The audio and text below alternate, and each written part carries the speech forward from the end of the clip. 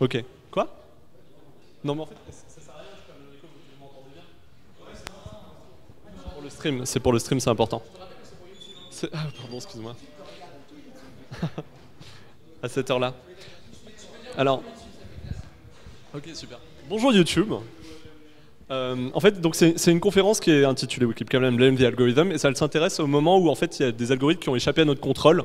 Et en fait, donc j'ai glané quelques exemples ça et là, et en fait c'est un peu informatif puis c'est marrant en fait de voir à quel point genre il y a un algorithme, il y a des gens qui l'implémentent mal, et du coup il y a des problèmes, et ensuite il faut trouver un responsable, un coupable, et c'est pas toujours le même. Enfin c'est intéressant. Alors du coup, donc j'ai glané des exemples qui sont de Amazon, Google, Nintendo et Sony. Peut-être que vous en connaissez certains, vous en avez sûrement entendu parler parce que, enfin, ça fait un peu revue de presse quoi, cette conf. Ça va être de la détente et on va se marrer. Voilà. Alors donc, ça commence. Un jour sur Amazon, il y avait ça qui était en vente, Keep Calm and Rape a Lot. Alors forcément, évidemment, tout de suite sur Twitter, il y a eu des réactions du genre, c'est vraiment dégueulasse que bon, Amazon promeuve le viol. Mais en fait, bon, évidemment, Amazon n'est que revendeur. Les t-shirts, ils n'existent pas en fait, ils sont imprimés sur demande. Alors ça, c'est vraiment intéressant, l'impression sur demande, c'est genre, vous achetez un truc, mais en fait, il n'existe pas tant que vous ne l'avez pas acheté, quoi. C'est pas mal. Et c'est un algorithme qui a créé les phrases sur les t-shirts. Et du coup, en fait, c'est pour ça que, en fait, on pouvait avoir 529 000 tels t-shirts qui étaient proposés sur Amazon. Bon, parce que voilà, c'est facile en générant des phrases, ça fait un peu une sorte d'explosion combinatoire, et là, en fait, comme Amazon permet facilement de créer, avec une API de créer des items comme ça à tout va, mais il y avait un truc comme ça, et donc la réaction en fait de Solid Gold Bond, qui était le vendeur, c'était ah ben en fait on n'a pas fait exprès, excusez-moi, enfin c'est le cas d'un désolé, c'est l'algorithme quoi, voilà, et quand même ils ont accepté la responsabilité. Mais on se doute bien qu'il y a quand même quelqu'un qui a mis dans la liste de mots rape quoi. Enfin, je veux dire, ils auraient pu vérifier quand même. Donc là, en l'occurrence, l'algorithme c'est un générateur de phrases. La boulette c'était le mot rape et le coupable c'est le stagiaire qui a fait ça. Et sinon sur Amazon, vous savez, il y a aussi vous pouvez acheter des Kindle. Et par exemple, il y a ce Kindle là qui est très intéressant. D'ailleurs, il est en réduction en ce moment, si ça vous intéresse. Il coûte que 203 $, et là on se dit mais qu'est-ce que c'est que ça, enfin, bien en fait, le principe c'est que on peut générer du texte avec des algorithmes de rephrasage, et bah, du coup pareil, c'est un peu de l'object spam. Enfin, quelqu'un qui s'amusait à créer des livres Kindle dont le contenu est généré au moment où vous l'achetez en fait. Ah oui, vous dites, donc vous dites, ce gars-là il a dû aller en prison pour ça, mais en fait non, il a gagné un prix. Du titre le plus bizarre de l'année, donc c'était ça. Donc effectivement, c'est une sorte de survol des containers de 60 mg de fromage fait. Et c'est d'autant plus drôle que en fait, ce prix-là, il a eu en 2008. Pour un livre qui parle de 2009 à 2014. Alors après, ça a été un peu controversé parce qu'ils se sont rendus compte qu'en fait, le livre a été écrit par un algorithme. Et du coup, ils se sont dit, bon, est-ce qu'on offre ça vraiment? C'est possible, c'est possible. Et en fait, tu te dis, bon, vu que les livres, justement, qui sont, je sais pas combien il y en a, mais il y en a des dizaines de milliers qui sont actuellement accessibles sur Amazon, vous pouvez les acheter si vous voulez. Et bien en fait, on se dit, bah, il suffit d'en vendre un parce que, de toute façon, ça coûte rien à faire. Et en fait, de fait, il y en a qui ont été vendus. Donc là, par exemple, on a une review sur Amazon sur 2013, Import-Export, méthanol. Donc c'est quelqu'un qui se rend compte que, ah mais en fait... mais il y a seulement des tableaux dans ce livre, franchement ça vaut pas du tout 158 $. Enfin, n'achetez pas ce livre. Bon voilà, mais donc là en l'occurrence on parlait de Kindle. Donc vous dites, bon, ça c'est des Kindle, d'accord, c'est numérique, ça peut pas arriver dans la vraie vie. Et en fait si, il existe un truc qui s'appelle une Expresso Book Machine, alors le nom il est super bien choisi. C'est une sorte d'imprimante qui peut imprimer super vite. Donc voilà, 300 pages en 4 minutes 30. Donc ça en gros, vous vous dites, tiens je me ferais bien Les Misérables. Alors donc pouf, vous appuyez sur Les Misérables, et hop, 10 minutes plus tard, vous avez la machine qui vous sort le livre avec couverture en couleur.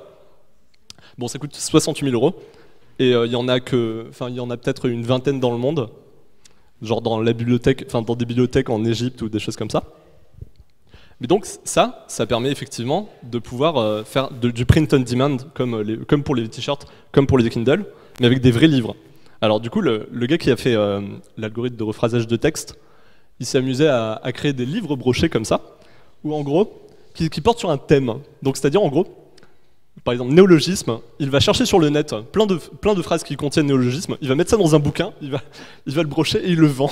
Donc il vend ça, voilà, 72 €. Et vous remarquez qu'il y a aussi un livre qui s'appelle Les, enfin, qui contient le mot les, enfin des phrases qui contiennent le mot les. Enfin, c'est complètement stupide, mais c'est vendu, quoi. C'est sur Amazon, vous pouvez l'acheter.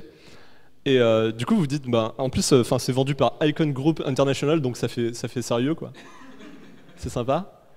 Et donc là, vous pouvez vous dire deux choses. Mais en fait, alors parce qu'en fait, Webster's, le Merriam-Webster's, c'est un recueil de citations qui est super connu. Bon, et de citations en anglais. Et du coup, ben, si ça s'appelle Webster's Quotation, ben, ça fait tout de suite plus vrai, quoi. Et là, vous vous dites, mais peut-être qu'il n'a pas le droit de faire ça. Et en fait, si, parce que Webster's, c'est dans le domaine public. Donc en fait, on peut faire Webster's n'importe quoi. On a le droit de faire ça. Et du coup, vous avez peut-être envie de faire pareil que lui, mais en fait, non, vous pouvez pas, parce qu'il a breveté son système. Le mec, il a pensé à tout, quoi. C'est génial. Donc là, ce lol fail là, donc on parle d'un générateur de livres. En fait, on pourrait se dire, bon, c'est du plagiat, mais en fait non, parce que ça s'inspire de Internet, et du coup un peu comme lorsque vous écrivez un rapport et que du coup vous allez glaner un petit peu des informations ça et là. Et donc, tel que le système a été breveté, c'est une sorte de programme qui rédige des rapports en s'inspirant d'Internet, mieux que vous. En fait, c'est juste que ça va super vite, quoi. Donc en fait, on peut pas voir ça comme une violation de copyright. Donc c'est bon, il est. Donc il n'y a pas de boulette. Et donc le coupable, bah, c'est le pigeon qui va acheter le livre, quoi. Voilà. Et encore un dernier truc sur Amazon. Amazon permet des enchères automatiques, c'est-à-dire qu'en fait, lorsque vous achetez un livre, ça peut être un produit. Lorsque vous le vendez, vous pouvez fixer le prix en fait en fonction des autres enchères des autres vendeurs. Donc on a un exemple de quelqu'un qui avait vendu un item qui était un livre 99,83% du prix au-dessus et B vendait l'item. En fait, il n'y avait que A et B qui vendaient le livre. Mais le problème, c'est que du coup, on s'est retrouvé avec... Au bout de quelques jours, en fait, forcément, on s'est retrouvé avec un livre sur les mouches qui vaut 23 millions de dollars plus 4 $ de frais de port. Et donc, ça, c'est un peu aberrant de voir ça sur Amazon quand même. Donc l'algorithme, en l'occurrence, c'était l'API d'enchères. La boulette, c'est ça. C'est le fait que lorsqu'il y avait la mise à jour des prix, ça faisait toujours quelque chose de plus grand que 1. Et donc le coupable, finalement, c'est l'arithmétique. Parce que les gens, ils sont pour rien, finalement. Alors ça, j'ai adoré cette phrase. Donc finalement, Amazon, c'est plus tellement un magasin, c'est une sorte de un réseau de trucs potentiels. C'est vachement bien tourné, je trouve, et qui a en fait une sorte de Attends, comment ça s'appelle? Une enseigne de magasin dessus pour qu'on soit pas fou, mais finalement c'est quelque chose qui est capable d'accueillir ce genre d'object spam, quoi. Là, vous avez vu 3 exemples. Voilà. Alors maintenant pour Google, parce que ces algorithmes, en fait, ils sont d'autant plus... la question de se poser la responsabilité de l'erreur d'implémentation d'un algorithme, elle est d'autant plus intéressante, elle est d'autant plus importante lorsqu'il y a des vies en jeu. Et du coup, par exemple, lorsque vous avez une voiture qui est censée se conduire elle-même, et qu'il y a un accident, qui va être responsable puisque elle est censée conduire toute seule. Donc est-ce que c'est Google, le constructeur, ou est-ce que c'est le conducteur? Et en fait, cette question-là, elle est encore brûlante aujourd'hui. Il y a des articles qui réfléchissent là-dessus. Parce que, par exemple, vous avez des algorithmes qui permettent de de faire tous les créneaux à votre place, mais la compagnie d'assurance, elle n'est pas d'accord pour... elle veut pas que ce soit la voiture qui soit responsable. Donc en gros, il faut quand même que ce soit l'humain qui ait accès au frein, quoi, ou l'accélérateur. Donc c'est ce genre de choses qu'on a en ce moment. Et j'en discutais avec un pote avocat, en fait, lui il disait, mais en fait tu peux voir, limite, tu peux comparer la voiture, la self-driving car à la ligne 14, finalement, puisque c'est quelque chose qui est conduit effectivement par automatique, de manière automatique. Et du coup, si jamais il y a un accident, ok, il y a un bouton arrêt d'urgence, mais la différence quand même avec Google Car, c'est que c'est un peu monitoré, il y a des gens quand même qui surveillent le trafic. Mais c'est intéressant de faire ce petit parallèle, parce que genre on a ce truc-là, on se demande ce que ça pourrait donner. Et donc c'est une question ouverte, quoi. Et actuellement, enfin dans la mesure, ouais, ouais, la ligne 14 de métro. Ouais. Par rapport à un passager qui se trouve dans la ligne 14. En fait, tu vois, c'est genre ta voiture, ta self-driving car, c'est une sorte d'assistant de conduite. Tu vois. Non, non, non, c'est. Et ouais, voilà, voilà. Ouais, elle est automatique, celle-là. C'est ça le truc. C'est ça. Bon, voilà. Alors, du coup, il y a des expériences qui sont faites dans une ville avec des voitures pour prouver qu'il y a moins d'accidents qu'en présence d'humains. Euh, et qu'est-ce que je voulais vous dire là-dessus? Oui, en fait, à terme, les Google Cars, elles sont censées pouvoir faire un. Je crois que c'est à plus long terme que Google. J'espère que je dis pas de bêtises, mais compte s'en servir comme taxi en fait. C'est genre, du coup, on appelle la Google Car, et du coup, la Google Car arrive toute seule. Mais le problème, c'est que s'il y a un accident pendant que la Google Car arrive, je pense pas qu'on puisse dire qu'il y a un humain qui est responsable parce que. Voilà. Ou alors, si jamais la Google Car esquive un cerf et du coup cause un accident, ben, elle a fait ça d'elle-même et du coup, on n'avait pas trop le choix. Donc là, c'est un exemple où bon, ben, l'algorithme, c'est le driving car et si jamais il y a un accident, ben, le coupable, ben, ça serait peut-être la voiture en fait. Mais alors du coup, ça serait quand même nouveau quoi.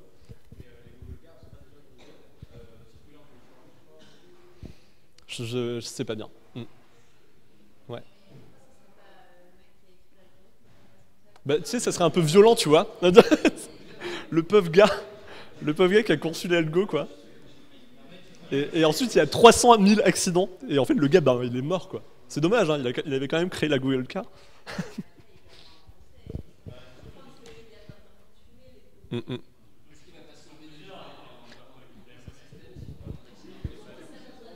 Ben ouais, voilà, c'est ça en fait le truc, c'est que le reste en fait à convaincre les assureurs que ben, on- Mm. Mais je pense que, enfin, si jamais aujourd'hui vous achetez une Google Car, ben, ça vous dira que ça décline, vous déclinez toute responsabilité sur Google en cas d'accident. Du coup, c'est à vous de faire gaffe en fait. Donc finalement, le fait de dire, bah, je prends la voiture, je lis et ensuite elle me mène à bon port, ben non, c'est pas possible quoi. Faudra surveiller quand même. Voilà, donc bon, le but, hein, c'est que vous posiez la question. Et j'avais un autre petit problème, enfin un petit exemple pour Google, qu'il y avait, en fait, Google proposait des applications pour l'éducation. Et en fait, ils scannaient les adresses mail des étudiants qui avaient un compte. L'option afficher des pubs liés au contenu est activée par défaut et ils disaient que ben, en fait non mais en fait on n'y est pour rien, c'est l'algorithme de Gmail qui scanne les mails et du coup qui fait de la pub ciblée. Et il y avait en fait une phrase qui était dans les conditions d'utilisation qui était que les données ne seraient pas utilisées à des fins commerciales.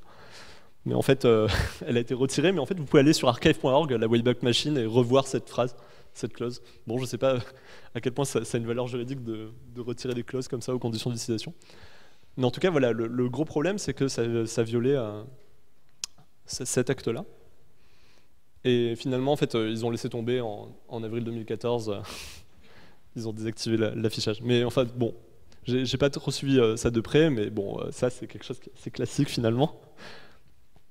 Le fait qu'on dise, bon ben, non, non, mais c'est voilà, l'algorithme qui fait les pubs ciblées, ben, il est là et on peut pas le désactiver. Et là, à présent, le dernier exemple que je vais vous montrer, c'est en fait l'attaque des jeux vidéo. En fait, lorsque j'ai en fait, j'ai eu des cours de cryptanalyse par quelqu'un qui s'appelait Phong Nguyen. Il a en fait d'excellents slides. Il y a des liens, en fait, je vous filerai des liens plus tard si ça vous intéresse. Ce gars-là, il a été enseignant à un master de recherche informatique à Paris, et il a été enseignant à Epita en fait, en 2005 à peu près, et il faisait des cours de cryptanalyse ici. Donc maintenant ici, je sais pas qui s'en charge. Mais du coup, il avait fait une présentation où il s'intéressait justement à la cryptanalyse. En fait, la cryptographie, la cryptologie, en fait, elle se divise en deux aspects, cryptographie et cryptanalyse. Et la cryptographie, c'est construire des protocoles, et la cryptanalyse, c'est les attaquer. Et du coup, il s'intéressait en particulier à l'attaque des consoles de jeux vidéo. Donc là, je vais vous montrer deux exemples. Mais du coup, bon, on va faire une mini intro. C'est que, donc vous savez que, bah, évidemment, toute chaîne de caractères, etc., bon, ça peut être vu comme des octets, et en particulier, en fait, en C, bon, il y a un octet à 0 à la fin, évidemment. Et du coup, finalement, en fait, vous pouvez voir vos données comme un nombre. C'est important pour ce qui suit. Et là, par exemple, si jamais vous avez ce jeu-là, et et une master key que vous gardez secrète, et une fonction qui est dite à sens unique, qui est en gros, par exemple, un SHA-1 de ce nombre-là mis à un certain exposant. La master key, elle sert à chiffrer. Elle sert à partir d'un jeu à déterminer. Comment? Oui, voilà, c'est ça. Ouais, c'est un truc que là, par exemple, c'est du padding, tu vois. Et ça vous donne en fait une signature que Nintendo seul a, puisque c'est lui qui est seul à avoir la master key.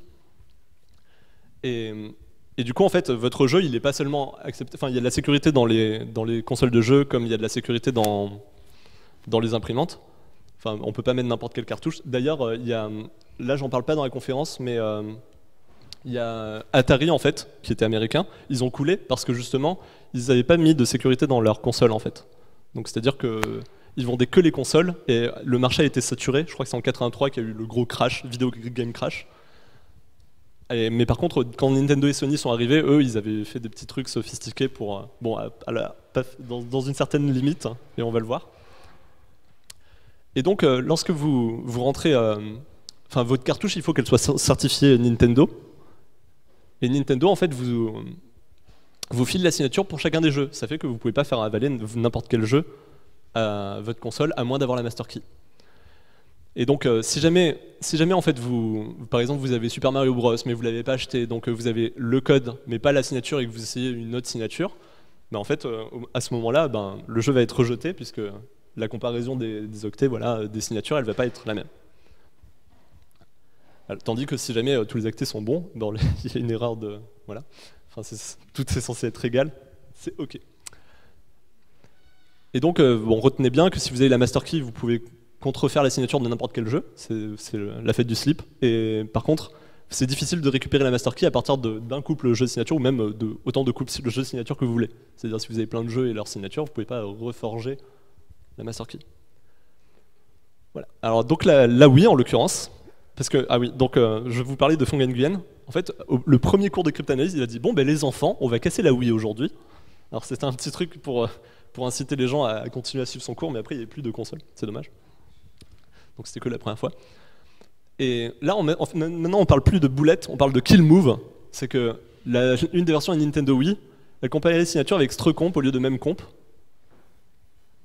Et donc, par exemple, imaginez vous avez enfin, vous allez voir à quel point ça va être critique. Donc, vous avez un jeu Mon Petit Poney que vous voulez faire avaler à votre Wii. Mais en fait, vous n'avez pas la master key. Donc, vous ne pouvez pas calculer ce nombre. Ça, c'est le nombre que Nintendo a. Donc, ce qu'on va faire, c'est qu'on va essayer de faire avaler le jeu, celui-là, avec la signature 0. Là, donc on fait le test, bon ben ça échoue. Le jeu est rejeté. Mais si vous allez un petit peu bidouiller Mon Petit Poney, là par exemple on va changer un octet, bon c'est pas grave, genre par exemple vous prenez votre jeu et vous rajoutez des octets à 0 à la fin, ou alors vous changez une couleur, ou vous rajoutez un espace à un moment. Donc ça va changer la valeur de ça ici. Et si jamais cette valeur-là, elle commence par 0,0, bah, si jamais vous faites accepter, là, vous avez, donc il y a la comparaison qui s'effectue, mais comme c'est un strecomp, bah, à l'octet à 0, qui est la fin de la chaîne, bah, ça s'arrête, donc ok, ça marche. Donc il y a eu, à cause du pauvre crétin qui a écrit strecomp à cause de même comp, ben là, on pouvait faire avaler n'importe quel jeu à la Wii. Alors après, bon, ça a été mis à jour. Du coup, bon, ça n'a pas duré très longtemps en fait, ce signing problème. Donc voilà, LOLfail numéro 6. Oui, vas-y. Ça, je sais pas, mais en fait, oui, c'est une vieille version. Je pense pas que ça soit récupérable, mais bon, t'inquiète pas, il y a d'autres trucs plus marrants un peu plus tard. Attention, hein, tout ça c'est enregistré, hein, faites gaffe. Ok, ça. Donc là, voilà, on a l'algorithme, c'était l'algorithme de signature RSA des jeux Wii. La boulette, c'est qu'on a inversé un même comp et un strecomp. Et le coupable, bah, c'est le stagiaire à Nintendo qui a fait la boulette. Et là, en fait, on va arriver au dernier exemple que j'ai, et qui est le plus intéressant, en fait, parce que c'est celui qui soulève le plus de questions. Alors, c'est donc de la PS3, qui utilisait un système de signature qui était vachement coton, donc c'est à base de courbes elliptiques, et qui requiert un nombre aléatoire. Le problème, c'est que le nombre aléatoire, c'était toujours le même qui était utilisé en fait dans l'implémentation. Du coup, en fait, en résolvant une équation du premier degré, vous réussissez à mettre la main sur la master key. Du coup, vous êtes tout puissant, quoi. Là, c'est bon, c'est la fête. Enfin, là, même s'ils font une mise à jour, c'est fichu. Et donc, enfin, c'est quand même cool parce que, enfin, tu résous une équation et si tu résous cette équation, tu peux chiffrer tous les jeux que tu veux sur la PS3. Oui. Ah oui, c'est le Chaos Communication Congress. C'est en fait une conférence annuelle de hackers à Hambourg, je crois, en décembre. C'est chaque année. Maintenant, on en est à 31 ou un truc comme ça. Tu vois, c'était en 2010, voilà. Et alors, ce qui s'est passé, donc je ne sais pas si j'ai le droit de vous révéler cette information, mais voici la master key de la PS3. Donc, enfin, la question de si j'ai le droit de vous le révéler ou pas, c'est dans la suite. C'est sur YouTube, pas de problème. Non mais t'inquiète pas, quand tu vas voir tout ce qu'il y a dans la suite. Donc là, je vous fais en fait une chronologie des événements. Donc 27 décembre, il y a une grande conférence de hackers où tout le monde éclate de rire parce que voilà, le nombre aléatoire, c'était le même. C'est idiot. Et le 2 janvier, donc George Hotz, qui a débloqué l'iPhone, il poste la master key sur sa page web. Donc quelques jours plus tard, il est interviewé par BBC News. Et là, j'adore la mauvaise foi dont il a fait preuve. Il dit non, mais franchement, je trouve ça dommage que ça permette le piratage. Moi, je fais ça pour la science, quoi. Enfin, pas de problème. Je n'ai rien volé, ça c'est vrai. C'est mon propre matériel, enfin donc c'est mon propre hardware, donc je peux faire tourner ce que je veux dessus. Alors c'est presque vrai. En fait, apparemment, c'est légal de faire du reverse engineering, mais seulement pour des raisons d'interopérabilité en fait. C'est lorsqu'on essaie de faire, on a envie de faire marcher notre truc là avec autre chose. Bon, par exemple, je pense qu'un exemple débile, ça serait une rallonge. Enfin, genre, si jamais tu n'arrives pas à brancher ton truc sur une rallonge, bah, tu aurais le droit de un peu dévisser pour essayer de comprendre pourquoi tu n'as pas réussi à brancher ta PS à la rallonge que tu branches au mur. Je sais pas si c'est un exemple pourri, mais voilà, c'est ce genre de choses. Mais en l'occurrence, lui, il voulait faire tourner un truc. Et il dit, de toute façon, si jamais je reçois un procès, je suis sûr que je vais gagner puisque j'ai juste révélé un nombre sur ma console en faisant tourner un logiciel que j'ai conçu sur une PS3 que j'ai acheté. Alors, oui, c'est vachement intéressant ça. Alors, ça me fait penser à une histoire en fait de Picsou, où en gros, il y a le cousin de Donald qui arrive, et en fait lui, il arrive à parler au coffre-fort. Donc c'est cool parce qu'il va devant un coffre-fort, il le chatouille un peu, il lui parle, et du coup le coffre-fort lui donne la combinaison, du coup il l'ouvre, et du coup finalement il n'a pas crocheté la serrure, quoi. C'est juste que il a eu le code, et il s'en est servi pour ouvrir, et c'est la machine qui lui a donné. Donc alors, du coup dans l'histoire c'est marrant parce que ça emmerde bien les flics, parce qu'ils se disent bon, qu'est-ce qu'on fait? Parce que finalement, le gars en plus, il est doublé de kleptomanie, donc c'est-à-dire qu'en fait, il vole le contenu des coffres, mais en plus, après, il les rend. Bon, bref, c'est une petite parenthèse, mais c'est similaire parce que, en fait, là, finalement, vous dites, est-ce que c'est la faute de Sony? Parce que, c'est à cause de leur truc qui a fait que, le gars, il a fait tourner son jeu, et en fait, le jeu, ça affiche la clé, et du coup, après, il peut s'en resservir, quoi. Et puis aussi, est-ce que c'est la réutilisation de la clé, pour chiffrer des jeux et de les commercialiser, qui est illégale, ou est-ce que c'est le simple fait de l'avoir posté sur sa page web? Parce qu'il pourrait pousser le bouchon jusqu'à dire non mais attendez, moi j'ai juste posté ce nombre parce que je le trouve cool. Après il se trouve que ça correspond exactement avec votre master key, mais j'y suis pour rien. Voilà, c'est ça. Donc c'est pour ça qu'il y a des gens qui jouent là-dessus. Alors bon, donc finalement quelques jours plus tard, Sony l'accuse de tout ça. Et alors, ce qui est bizarre, c'est copyright infringement, parce que bon, il n'y a pas de violation de propriété intellectuelle là-dedans. Et là, son avocat, il dit right of free speech. Et d'ailleurs, en termes de free speech, le truc, c'est que Internet est là, et donc Internet a commencé à partager ce drapeau qui, en fait, dont les couleurs, en fait, correspondent aux octets de la clé. Et effectivement, là, on peut se dire, c'est tellement abstrait que ça peut revêtir plusieurs formes. Et effectivement, partager ça, est-ce que ça devient illégal ou pas? Bon, voilà. Et alors, assez surprenamment, Sony gagne un peu, mais Hotz continue à faire le mariole, il fait une vidéo de rap, il se fout de la gueule de Sony sur son blog. Et là, le 6 mars, Sony obtient le droit d'accéder aux IP des gens et de consulter son blog, et à son compte PayPal. Wow. Parce qu'en fait, il voulait savoir, donc il voulait vérifier, je crois que lui, il était en Californie, et il voulait vérifier que les IP des gens étaient en Californie. Donc Anonymous arrive et dit non mais en fait, c'est pas très cool. Mais il y a eu un arrangement à l'amiable. Tu t'arrêtes s'il te plaît. Oui.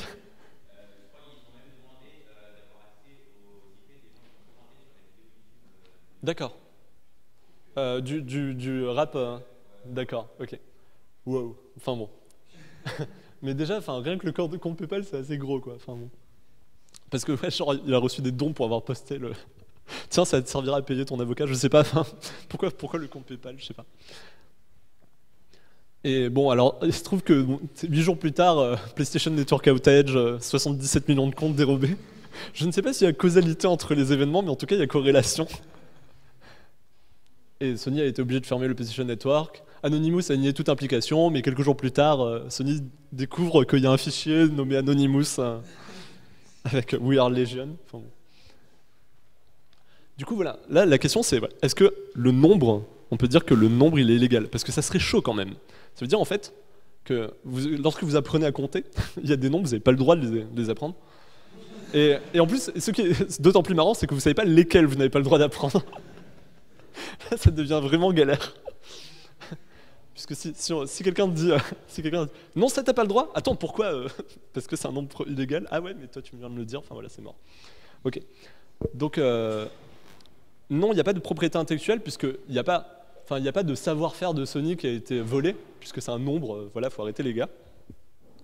Mais le Digital Millennium Act, c'est un truc qui dit qu'on n'a pas le droit d'avoir un périphérique qui permet de contourner la sécurité. Et ben en fait, ce nombre, c'est un périphérique. Et du coup, ce nombre est illégal en fait.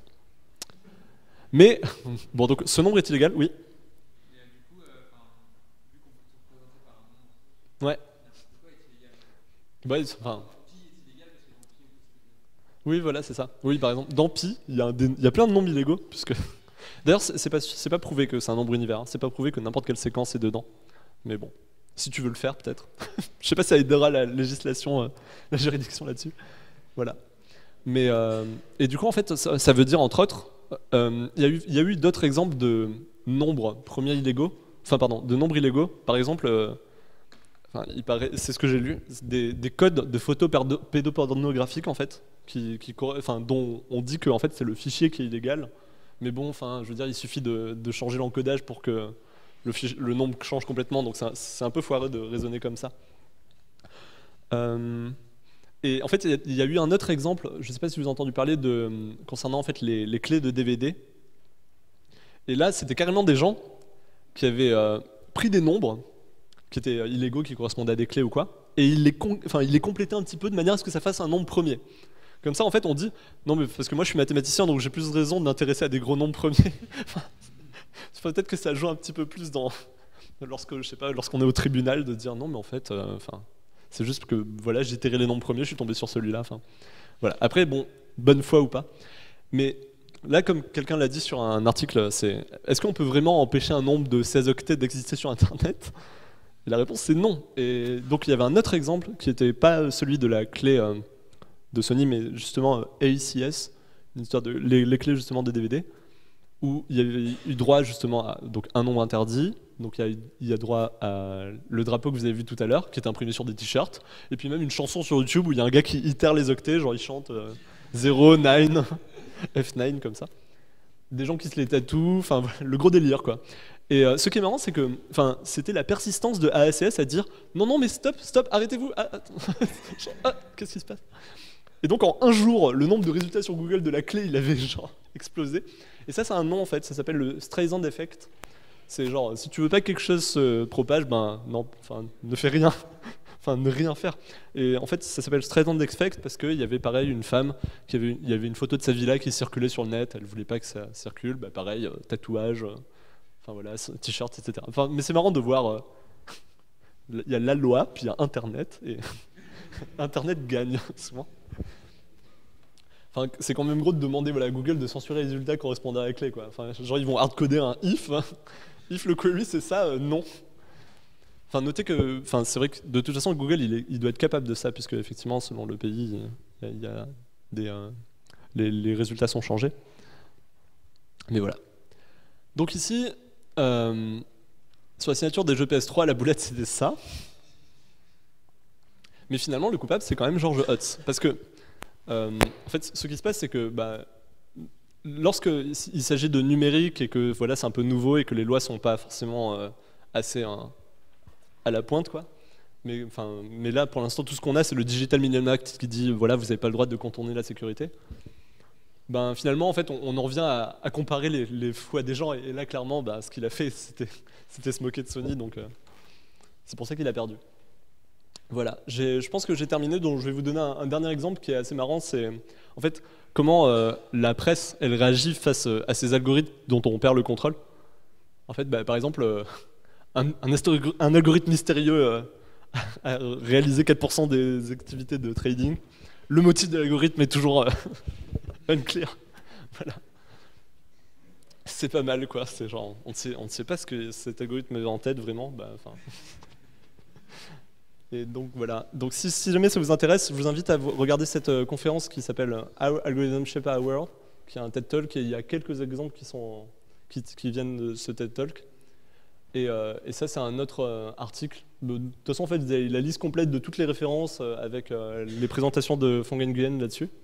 Et si vous me suivez sur Twitter, vous saurez tout sur ce qui se passe en avant-première de films japonais à Paris. Voilà, c'est tout. Merci.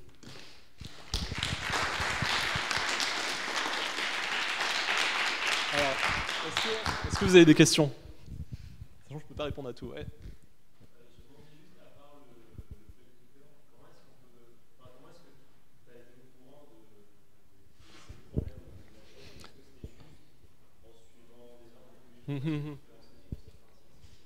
Ok, alors en fait, c'est en gros, je crois que j'étais sur Twitter au moment où il y a eu le Amazon UK qui se dit oh mon Dieu, mais parce qu'en fait, dans la tête des gens, c'était impossible que ce soit un algorithme qui ait créé les t-shirts, quoi.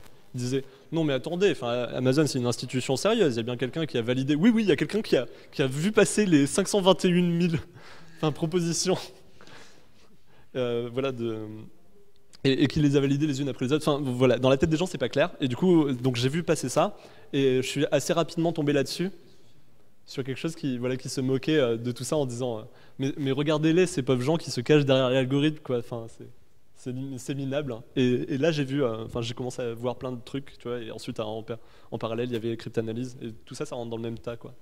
Voilà. Ouais.